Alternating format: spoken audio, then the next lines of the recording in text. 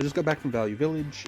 For my non-North Americans, that's a cool little thrift store where you can buy used stuff and whatnot. Once upon a time, I worked there a long time ago, like 4 years ago now.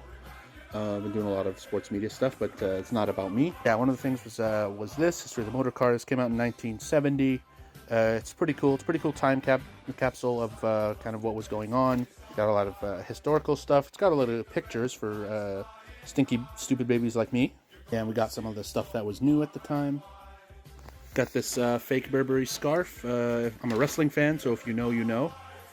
I've been looking for something like this, but this caught my eye the most. Definitely the most. This little thing I didn't even know existed. I searched it up when I was there, but this came out in 2021, so it had stuff really up to like 2020. Not a great time for Man United or the world. I mean, not that the past, I don't know, 15 years have been really that good for Man United, save for a few titles, but I'm not even a Man United fan, but I just thought this would be a cool thing to have, you know, especially as the years go by. This will be a cool time capsule of just what was going on at Man United in 2020 and 2021. Who knows what's going to happen in the future? Whether they're good or bad, it's going to be a really, really interesting time capsule. I'm going to flip to random pages and just see what's written.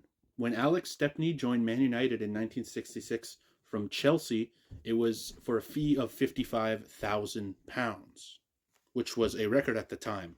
Yeah, 55,000 today. That's like, what, 30 seconds of Antony's playing time? Argentine international striker Carlos Tevez joined Man United in August 07. And then in 2009, I remember this myself. He joined with Man City for a reported British transfer record of £47 million. It was during a time where people didn't know whether Man City's new money venture was actually going to work out. Man United was on top of the English game at the time.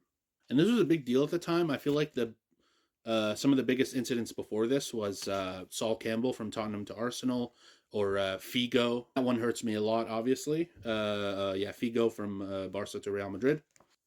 Now motherfuckers are just Judasing for fun, I swear, between Arsenal and Chelsea, AC and Inter Milan, and just like, it's just happening everywhere now.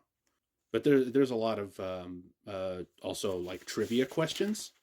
Yeah, like this one right here. Which defender scored 19 goals in 50 matches across all competitions in 1990-91? A. Clayton Blackmore, B. Mal Donaghy, C. Dennis Irwin, or D. Steve Bruce, who I've been told has a big head. Yeah, so I'm not really going to do those ones because I could just manipulate the information and search it up and then tell you guys the right answer. Yeah, by the way, completely unrelated, it was Steve Bruce. Oh, here's a cool one. The Man United club crest is based on the Manchester City Council coat of arms. However, the current crest retains only a ship in full sail. The devil comes from the nickname the Red Devils and was included in the crest in 1970. The original Newton Heath's uniform included green and gold jerseys between 1894 and 1896, when they were changed to white shirts and navy blue shorts. When Man United was born in 1902, the colors were changed to red shirts with white shorts and black socks. You're talking about Dimitar Berbatov. Oh, that's a throwback. That guy was cold. Sometimes.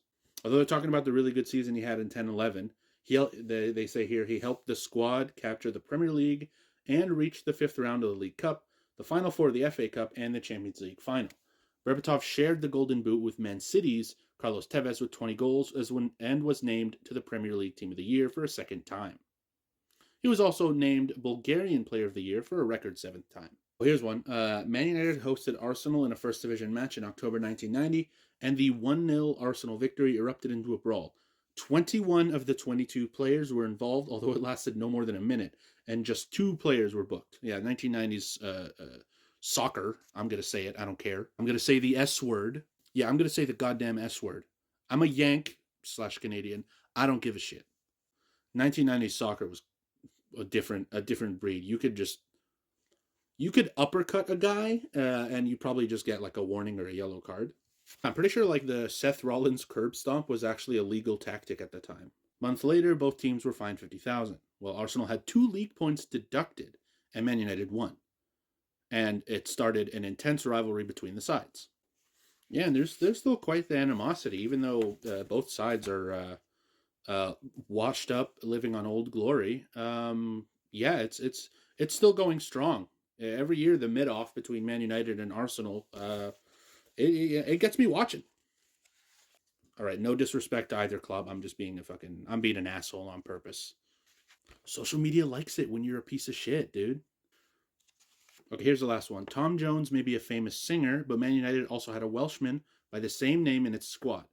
Jones, one of 14 children, was signed by the club from Oswestry Town and made his debut in November 1924. He helped the squad win promotion from the second division during his first campaign and went on to appear in more than 200 games in all competitions. His last league match for Man United came in the 1936-37 season. Wait, I just caught one more. This one is interesting. In August 2020, Victor Lindelof was a defender of the peace rather than on the pitch when the Swedish international intervened to stop the robbery of a 90-year-old woman in his hometown of Västerås. After a man riding a bicycle stole the woman's purse, Lindelof ran after the thief and pinned him to the ground until police arrived to make an arrest. The defender received thank yous from both the victim and the police department, with a spokesperson remarking, "The man who intervened very resourcefully was athletically built. Obviously, the person who caught the thief was good at short sprints." Yeah, he defended that woman's purse, could not defend Man United's season or their dignity. I don't think anyone really has since 2013. I'm fucking around. I'm trying to be an asshole. I want to be famous, man. I need to go viral, dude. I need to fucking go viral. And the only way to do it is to be a fucking piece of shit, to be human garbage. The rules don't fucking matter anymore. There's no fucking professionalism. Algorithm, man, you gotta put me on, man. I don't care who I have to beat up, who I have to disrespect, man. Just please, I need this. Who do I have to destroy to become famous? To make my life feel like it's fucking worth something? That I can be someone. People give a shit about my opinions. When I die, people are actually going to remember me. If I'm not goddamn trending, then what is even the point of going through the day to day? Mr. Beast, where the fuck are you? I don't even know why I'm doing this. Like 80% of TikTok's audience is gone. I don't know. If you're one of like 3 people watching on YouTube Shorts, thanks.